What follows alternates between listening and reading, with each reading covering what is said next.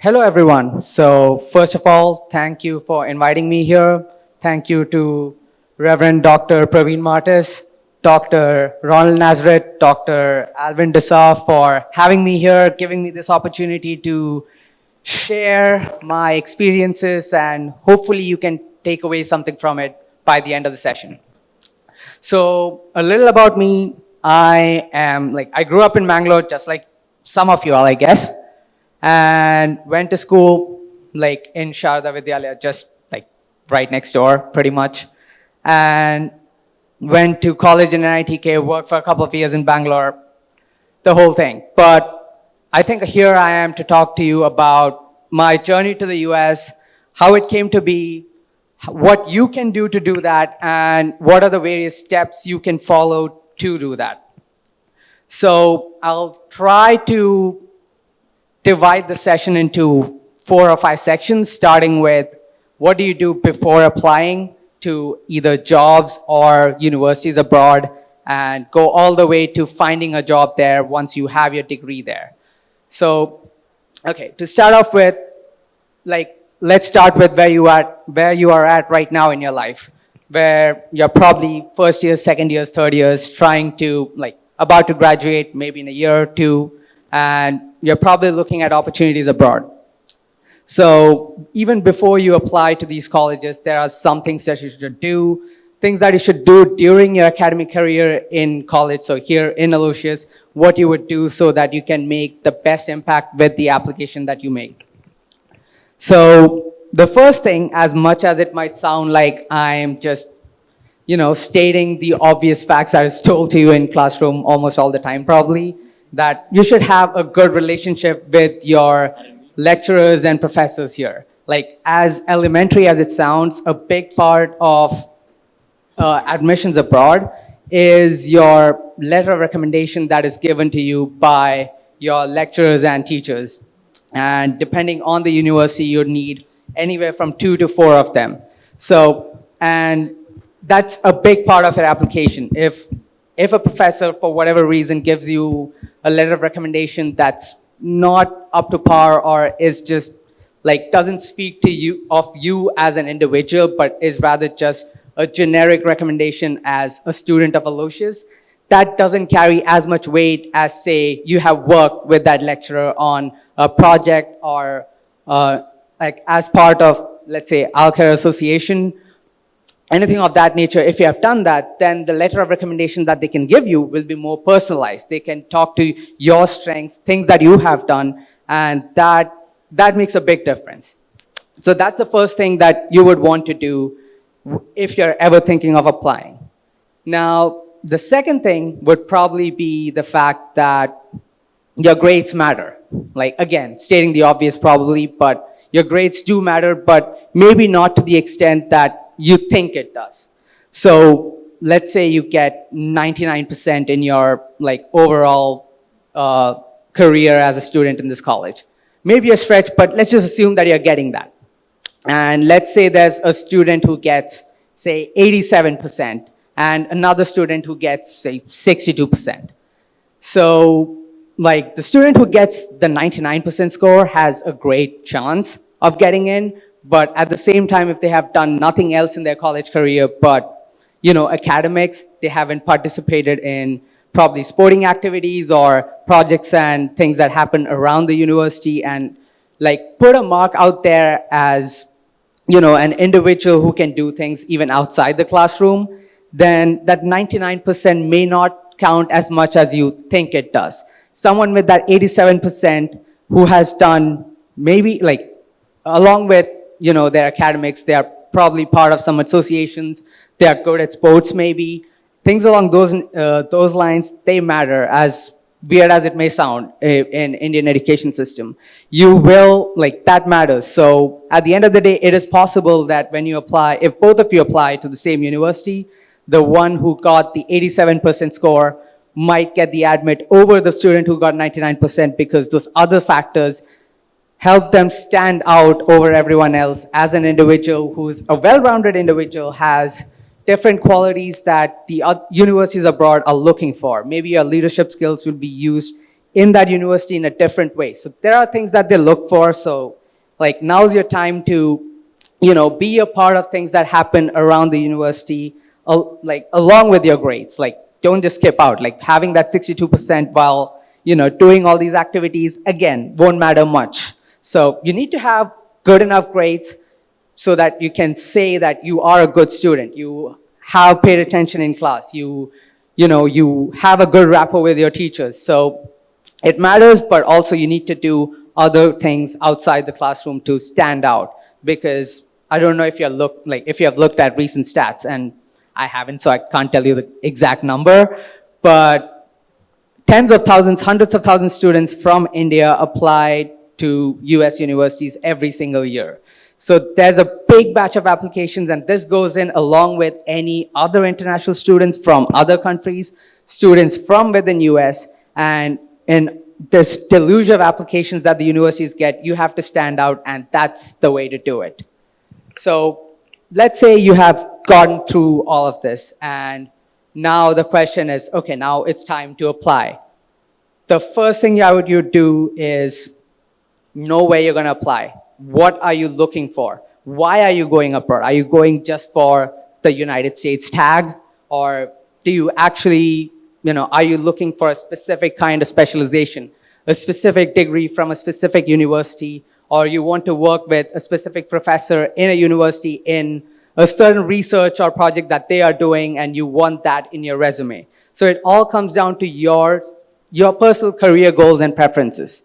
And I would recommend you all to, if you are ever looking at that as an option, I would recommend you all to pick your universities based on your interests and projects and professors there, rather than just going abroad, because that can be a problem with the visa process, which I'll get to later when we get there.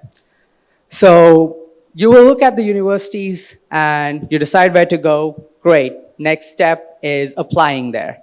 So this is admittedly a fairly expensive process for us Indians, because the US dollar is fairly strong. So each application can cost like thousands of rupees, and that can run a bit hard on your bank balance, not gonna lie. So instead of applying to every single university that you can think of, you would do well to probably limit yourself to 4 or 5 that you think you have a chance of getting in, or does things that you like and you would genuinely like to be a part of, because the whole process from start to finish is expensive, and if you can save some money here, it's good, because these fees are non-refundable.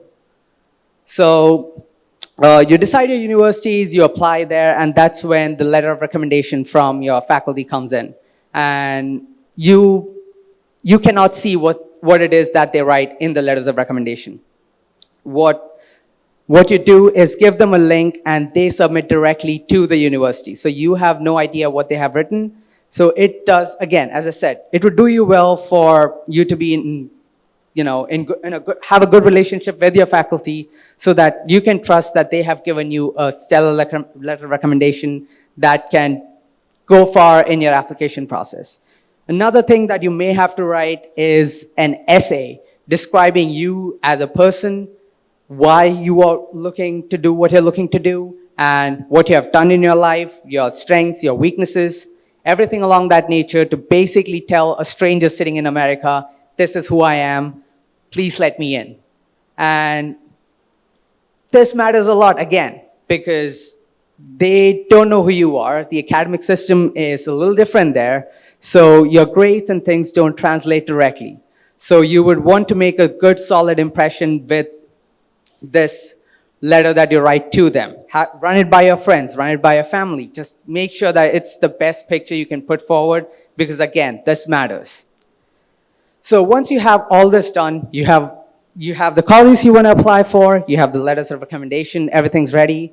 Then comes the final part of it, which is the tests that you'll have to give to go to these universities abroad. So I personally did a master's in science. So I had to write a GRE exam. And depending on what course you're doing, let's say you want to do an MBA abroad, you'd be writing a GMAT. And let's say if you're going to Canada or Australia instead of the US, you'll be writing the IELTS along with this exam. And if you're going to US, they'll make you write TOEFL as well. But you'll be writing these exams, which again, can be expensive. But you'll be writing these exams, and these exams test your aptitude skills more than anything else. So this will be basic mathematics, puzzle questions, and English language. A lot of emphasis on the English language.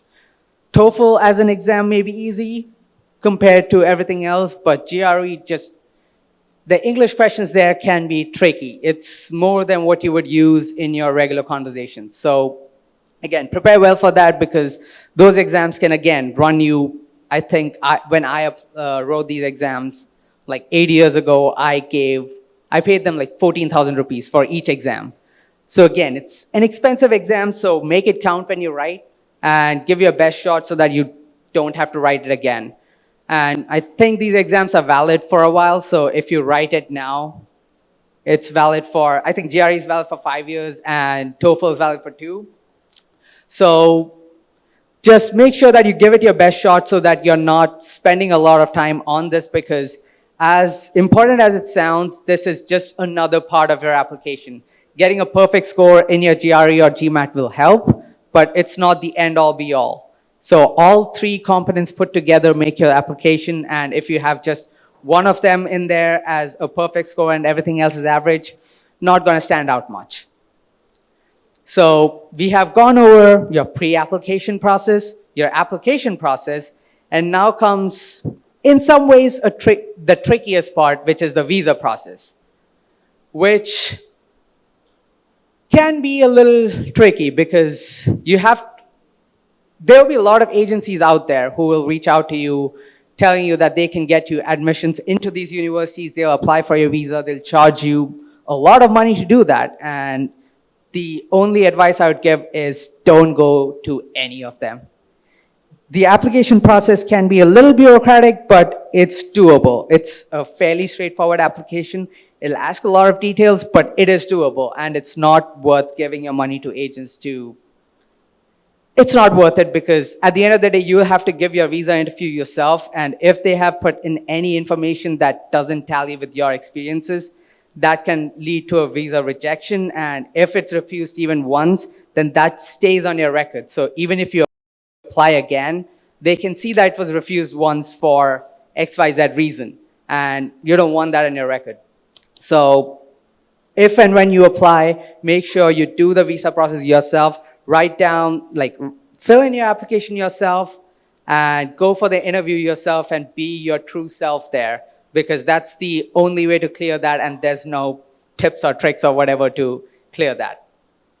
And again, over here to your choice of university and why you're going there matters, because that is definitely a question that they ask you as to why you're going to the US, why you're choosing this particular university, why this program, and if you don't have convincing answers to any of these, again, they can reject you. So right from the application, know where you're applying, why you're applying, so that the process from then on is smooth. So let's say all of this went great, you made it to the US, great, welcome to the United States.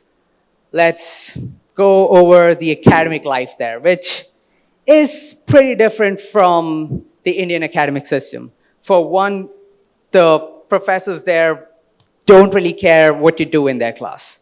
They don't care if you attend the classes, they don't care if you write down their notes, they don't care at all. All they care about is, one, you have integrity in your academics. So any cheating or copying in tests, exams, projects are very highly frowned upon, and that can lead to some consequences, even up to deportation, depending on your university. So again, not recommended.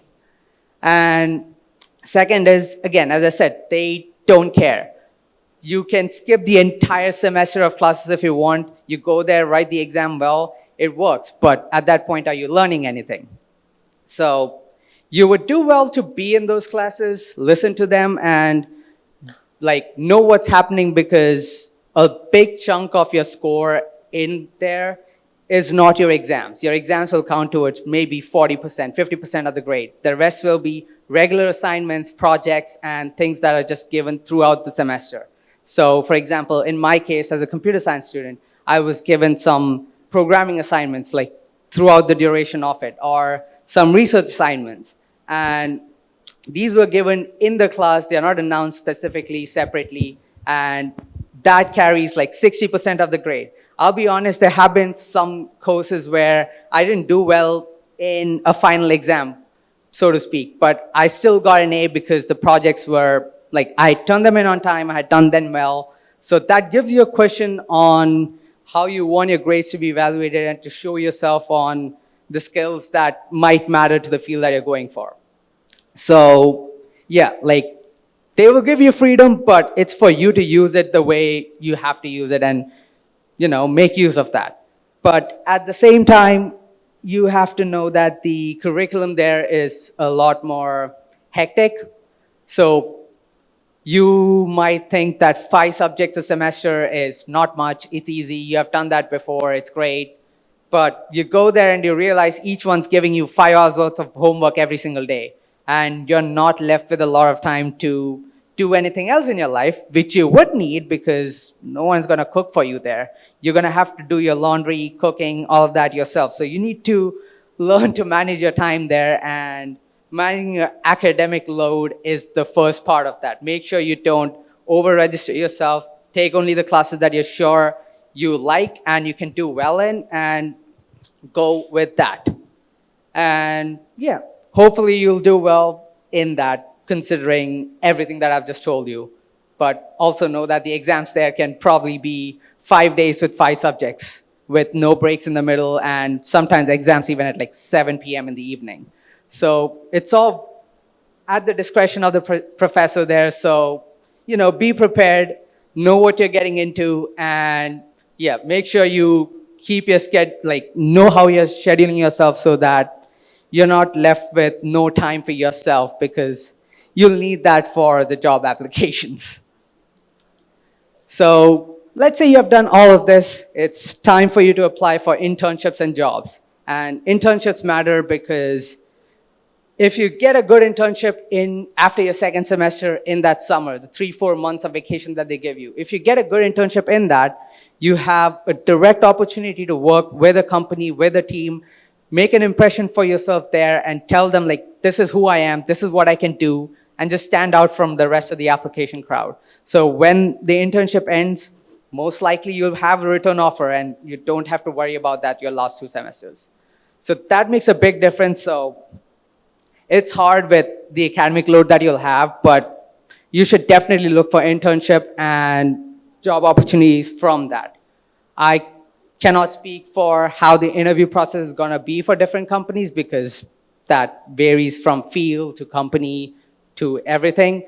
But what I can say is that a lot of companies will not hire you right from the get-go. The moment you apply, they'll reject you because you don't have a US citizenship. It's an additional cost for them to hire you. So the number of companies available for you to apply is less than what US citizens would have.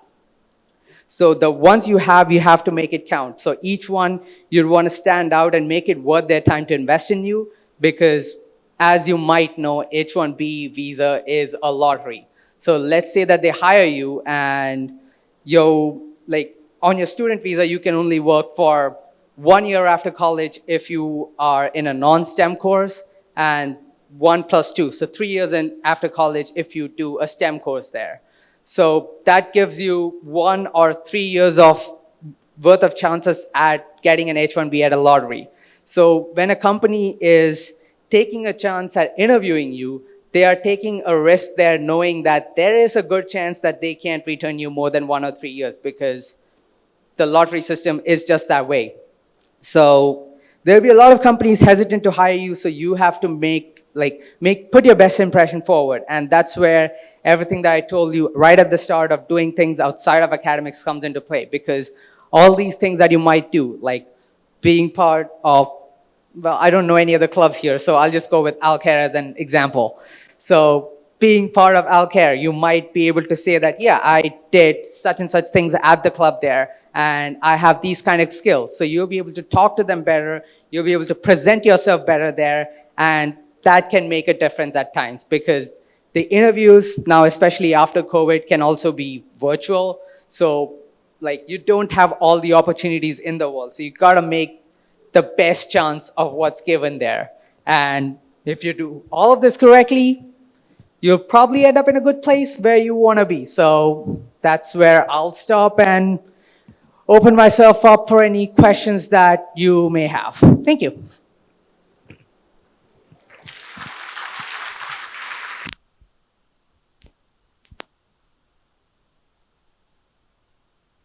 How are your friends over there? How are my friends? No. Like, were they good with you? What about the native people? Something like that. I mean, that's a good question. And for the large part, yes. Like, realistically speaking, if you're going for a master's or PhD course from India, you'll probably end up with a friend circle who are also from India because there's a big population of us who go every year into these universities.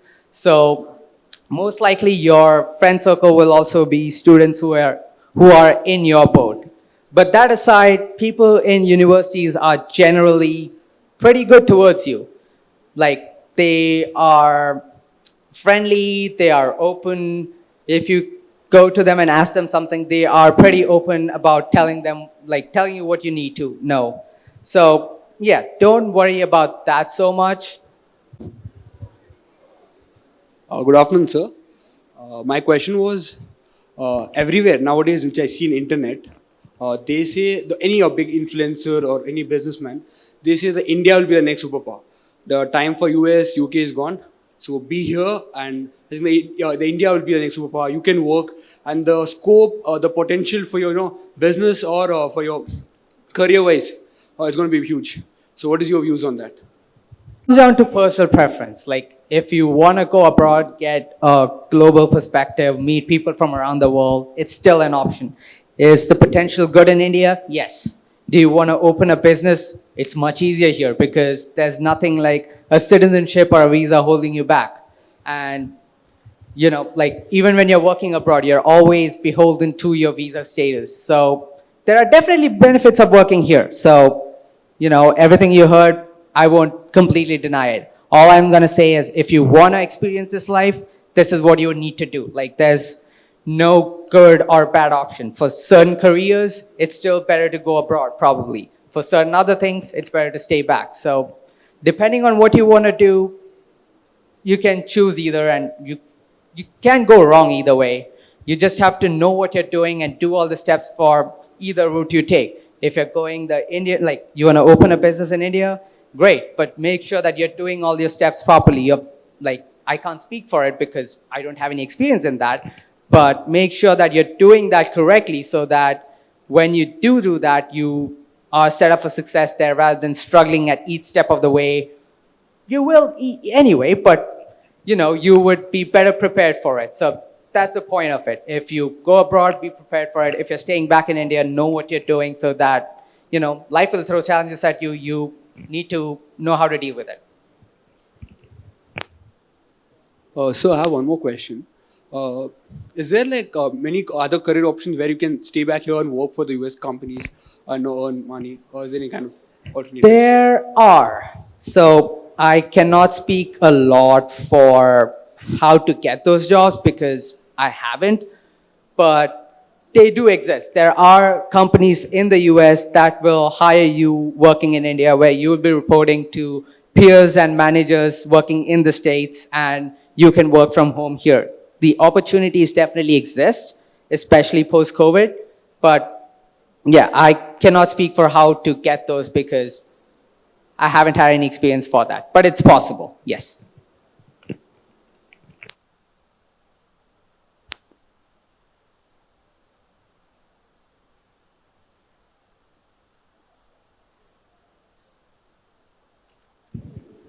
Good afternoon, sir. My question is very simple that what are the set of skills that made you get a job in Microsoft?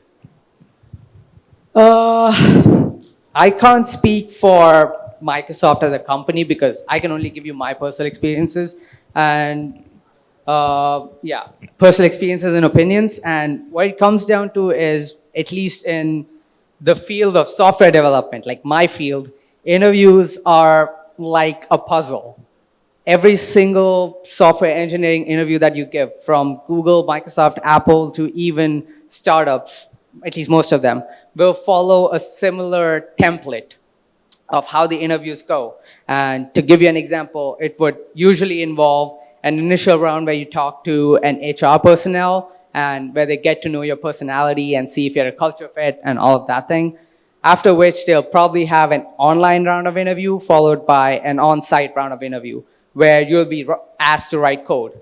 And when it comes to my field, you can, like, there are websites online where you can grind these puzzles and know what are the tips and tricks for each kind of question and be prepared for the interview, basically.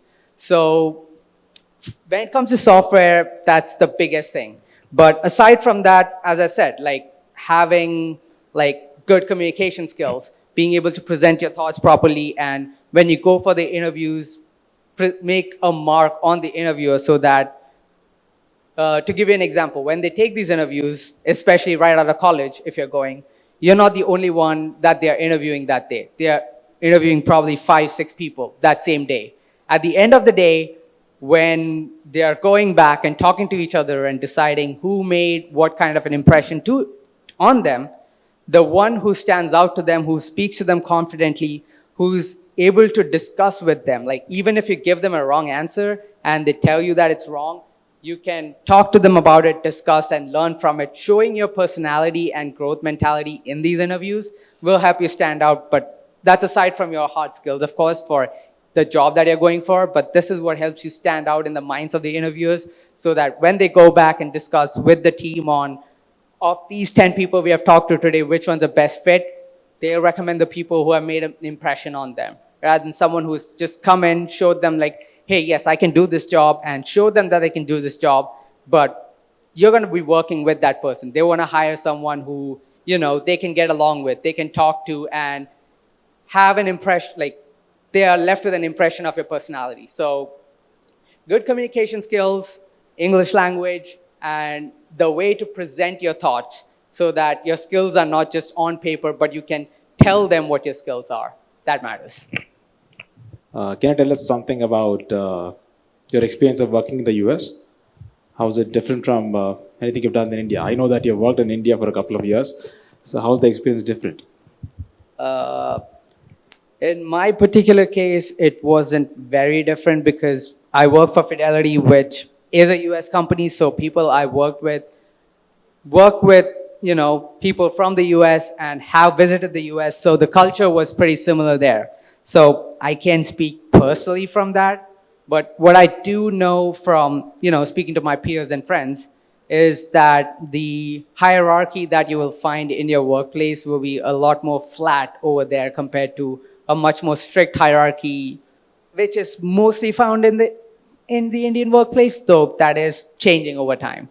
So don't take it as like, you know, I'm telling you that Indian workplace is like this. No, I've heard certain situations where this is the case, but it can be very hierarchical where, you know, you're expected to basically listen to everything that your manager says, and they are your boss in every sense of the word, where they can dictate your life at the workplace pretty much.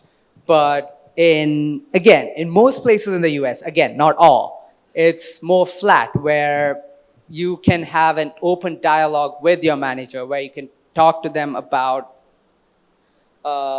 your opinions. If they tell you that this is a way to do something, if you think that another way is better, you can present that argument. And if it is, you know, if you're good at presenting those skills and arguments, it is possible that they'll even accept that and do it your way. So, and that in turn can lead to, you know, building a better relationship with them and lead to career growth and promotions and stuff, because your work is being put into action and your ideas and thoughts that matter in career growth in the corporate world, where you can then write in your next, you know, appraisal review season that this was an idea put forward by you. So there are more opportunities for that over there in general. But again, this is a highly subjective question because you can end up in a team that is not like that at all. So thank you for your time, everyone. And thank you to Piddappa, who I'm proud to call a personal friend.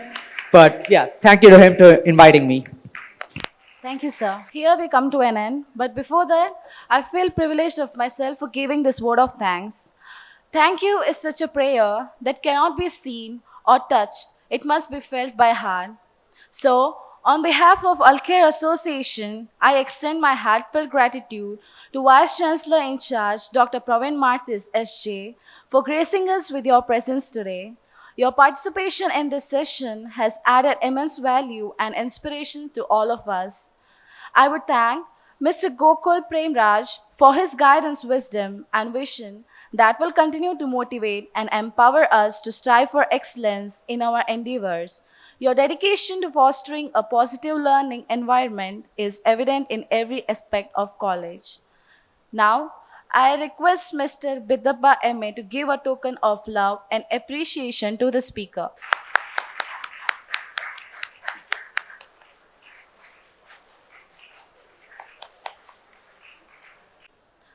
And I thank Dr. Alwyn Desa and Dr. Ronald Nazareth for your unwavering support and commitment to our growth and success. Your leadership serves as a beacon of light, guiding us towards our goals and aspiration. And I thank the presidents and students of IT Association, Management Association, World Youth Parliament, Hindi Sangh, and Dramatics Associations for our invaluable presence.